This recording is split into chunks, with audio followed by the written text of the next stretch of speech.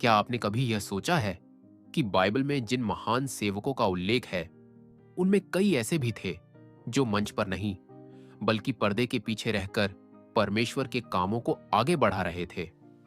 आज हम बात करेंगे एक ऐसे युवक की जिसने कोई बड़ी भविष्यवाणी नहीं की, न ही कोई किताब लिखी, लेकिन उसका जीवन खुद एक जीवित गवाही बन गया। जी हां, हम बात कर रहे हैं तीमुथियुस की।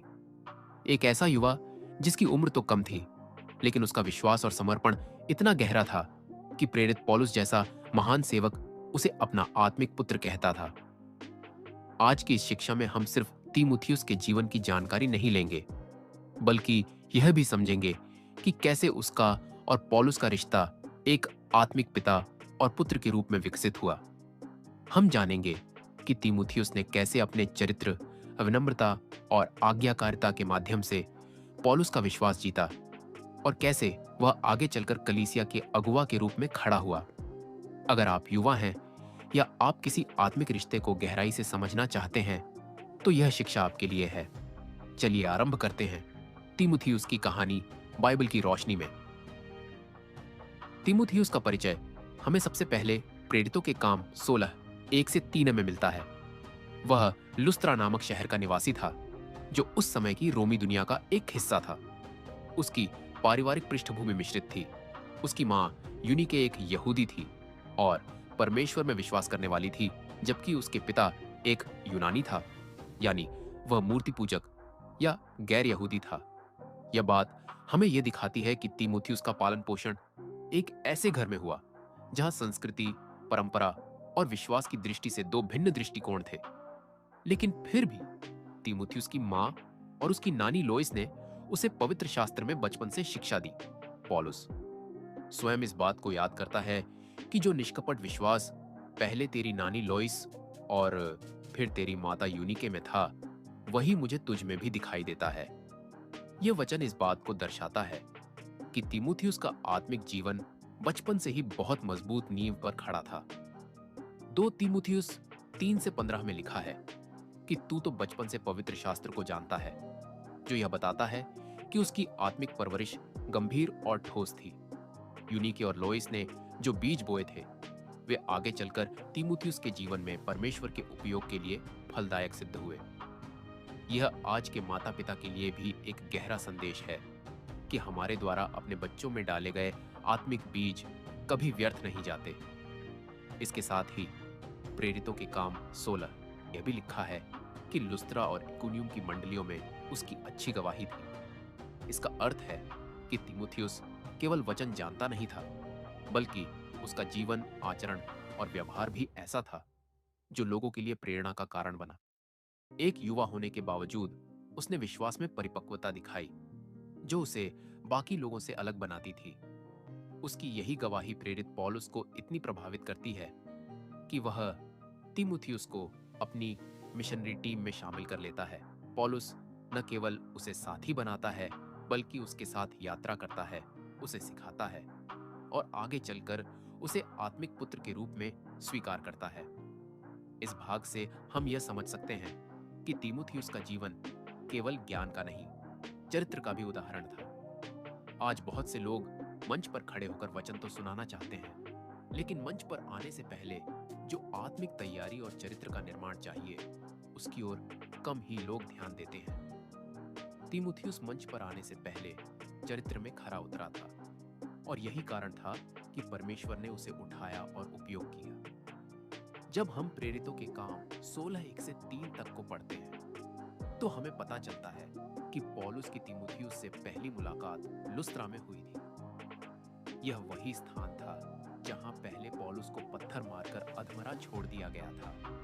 प्रेरितों के काम 14 19। लेकिन उसने वहां की मंडली से फिर से प्रेम किया और वापस आया। यही मंडली थी जहां तीमुथियुस सेवा कर रहा था। यह बताता है कि पौलुस के लिए आत्मिक सेवकाई व्यक्तिगत खतरे से बढ़कर थी और तीमुथियुस के लिए यह उदाहरण प्रेरणास्पद रहा होगा। जब पौलुस ने तीमुथियुस के बारे में मंडलियों से सुना, तो उसे यह जानकर प्रसन्नता हुई कि यह युवक न केवल वचन जानता है, बल्कि उसमें आत्मिक परिपक्वता और चरित्र भी है। पौलुस ने उसे अपनी यात्रा में साथ ले चलने का निर्णय लिया। लेकिन यहाँ एक खास बात यह है कि पौलुस ने तीमुथियुस को यहूदियों के कारण खतना भी करवाया, ताकि वह सभी स्थानों पर बिना किसी बाधा के सेवकाई कर सके। यह कदम दर्शाता है कि तीमुथियुस सेवा के लिए अपने शरीर तक की कठिनाई सहने को तैयार था। यह आज के मसीही युवाओं को एक महान उदाहरण देता है कि जब आप बुलाहट के लिए पूरी तरह समर्पित होते हैं, तो आप कोई भी त्याग करने के लिए तैयार रहते हैं। यहाँ से पौलुस और तीमुथियुस का रिश्ता सिर्फ शिक्षक और शिष्य का नहीं रहा, बल्कि धीरे धीरे वह आत्मिक पिता और पुत्र जैसा बन गया। पौलुस ने तीमुथियुस को न केवल वचन में प्रशिक्षित किया, बल्कि जीवन के हर पहलू में उसे मार्गदर्शन दिया। 1 कुरिन्थियों 4:17 में पौलुस कहता है, मैंने तुम्हारे पास तीमुथियुस को भेजा है, जो प्रभु में मेरा प्रिय और विश्वास योग्य पुत्र है। यह वचन हमें यह दिखाता है कि तीमुथियुस केवल सहकर्मी नहीं, बल्कि पौलुस के दिल के बेहद करीब था। जैसे जैसे पौलुस की सेवकाई आगे बढ़ती गई, उसने तीमुथियुस को कठिन से कठिन स्थानों पर भेजा। एक बार उसने उसे थिस्सलुनीके में भेजा, ताकि वहां की कलीसिया को मजबूत करे। 1 थिस्सलुनीकियों 3-2 और एक अन्य समय उसे कुरिन्थ में भेजा। यह सब दर्शाता है कि तीमुथियुस अब एक आत्मनिर्भर सेवक बन चुका था, जिस पर पौलुस पूरी तरह विश्वास कर सकता था। सबसे बड़ी बात यह है कि जब पौलुस रोमी जेल में था और जानता था कि अब उसकी मृत्यु निकट है, तब उसने जिस व्यक्ति को अंतिम बार बुलाना चाहा, वह तीमुथियुस था। 2 तीमुथियुस 4:9 में वह लिखता है, तू यत्न करके मेरे पास शीघ्र आना। इससे हमें पता चलता है कि तीमुथियुस के साथ पौलुस का संबंध केवल सेवकाई तक सीमित नहीं था, वह भावनात्मक और आत्मिक रूप से भी बहुत गहरा था। पौलुस ने तीमुथियुस को 2 पत्र भी लिखे, 1 तीमुथियुस और 2 तीमुथियुस, जिनमें उसने आत्मिक नेतृत्व, झूठे शिक्षकों से सतर्कता, चरित्र की शुद्धता और सत्य की शिक्षा के विषयों में मार्गदर्शन दिया। ये पत्र केवल तीमुथियुस के लिए नहीं, बल्कि आज की कलीसिया के नेताओं और युवाओं के लिए भी मार्गदर्शन का स्रोत है। तीमुथियुस एक युवा होने के बावजूद मसीही अगुवाई का भारी दायित्व संभाल रहा था। पौलुस उसे कहता है, किसी को अपनी जवानी के कारण तुझको तुच्छ न जानने दे, पर विश्वासियों के लिए वचन, चाल चलन, प्रेम, विश्वास और पवित्रता में आदर्श बन।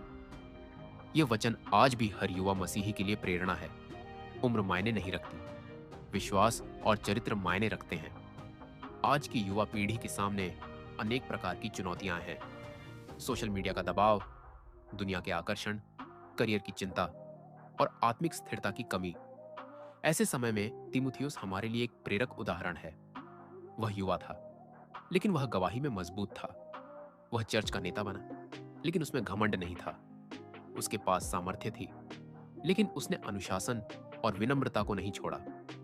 उसका जीवन यह दिखाता है कि एक युवा भी आत्मिक अगुवा बन सकता है, यदि उसका जीवन वचन में जड़ हो और वह किसी आत्मिक मार्गदर्शक के अधीन रहना जानता हो। आज बहुत से युवा स्वतंत्र होना चाहते हैं, परंतु आत्मिक उत्तरदायित्व से बचना चाहते हैं। तीमुथियुस का जीवन हमें सिखाता है कि आत्मिक स्वतंत्रता आज्ञाकारिता से आती है। उसने पौलुस का आदर किया, उसे सीखा और फिर आत्मिक रूप से बढ़ा। यदि आज के युवाओं को भी आत्मिक स्थिरता, बुलाहट की स्पष्टता और आत्मा की अगुवाई चाहिए, तो उन्हें भी तीमुथियुस की तरह वचन, प्रार्थना और आत्मिक अनुशासन में बढ़ना होगा। तीमुथियुस और पौलुस का रिश्ता सिर्फ मेंटर एंड मेंटी नहीं था, वह आत्मिक पिता और पुत्र का रिश्ता था। 1 तीमुथियुस 1:2 में पौलुस लिखता है, अपने सच्चे पुत्र तीमुथियुस के नाम। यह शब्द सच्चा पुत्र केवल संबंध की निकटता को नहीं दिखाता, बल्कि यह भी दर्शाता है कि पौलुस ने अपने आत्मिक जीवन का उत्तराधिकार तीमुथियुस में देखा। आज के युग में बहुत से आत्मिक अगुवे हैं, लेकिन कम ही लोग आत्मिक पिता बनना चाहते हैं। उसी प्रकार बहुत से युवा हैं, लेकिन कम ही लोग आत्मिक पुत्र बनना सीखना चाहते हैं। पौलुस और तीमुथियुस का रिश्ता इस बात का प्रतीक है कि कैसे आत्मिक संबंधों में विश्वास, सम्मान और समर्पण होना आवश्यक है। जब पौलुस अपनी जीवन यात्रा के अंतिम क्षणों में था, उसने तीमुथियुस से कहा, तू उस उत्तम लड़ाई को लड़, विश्वास की दौड़ को पूरी कर और विश्वास को थामे रह। यह केवल एक वसीयत नहीं, आत्मिक उत्तराधिकार था। यह हमें सिखाता है कि आत्मिक जीवन अकेले नहीं जिया जाता, हमें मार्गदर्शक की आवश्यकता होती है और उत्तराधिकार को आगे बढ़ाने की जिम्मेदारी भी। तीमुथियुस का जीवन एक ऐसा दर्पण है जिसमें हर युवा खुद को देख सकता है, विशेष रूप से वे जो अपने जीवन में मसीह को गंभीरता से लेना चाहते हैं। वह कोई बड़ी हस्ती नहीं था, उसके नाम पर कोई चमत्कार नहीं दर्ज है, लेकिन उसका चरित्र, उसकी गवाही, उसकी आज्ञाकारिता, ये सब मिलकर उसे आत्मिक महानता की ऊंचाइयों तक ले गए। यदि आप भी चाहते हैं कि परमेश्वर आपका उपयोग करे, तो आपको वचन में जड़ होना होगा। आपको एक आत्मिक पिता या मार्गदर्शक के अधीन रहना सीखना होगा, और सबसे बढ़कर आपको वह सच्चा पुत्र या सच्ची पुत्री बनना होगा जो आत्मिक परिपक्वता के लिए तैयार है। आज आप निर्णय लें, क्या आप भी तीमुथियुस की तरह वफादार रहेंगे? क्या आप भी आत्मिक लड़ाई के लिए तैयार होंगे? क्या आप भी एक ऐसा जीवन जीना चाहेंगे जो आने वाली पीढ़ी के लिए प्रेरणा बन सके? अगर हां, तो यही समय है।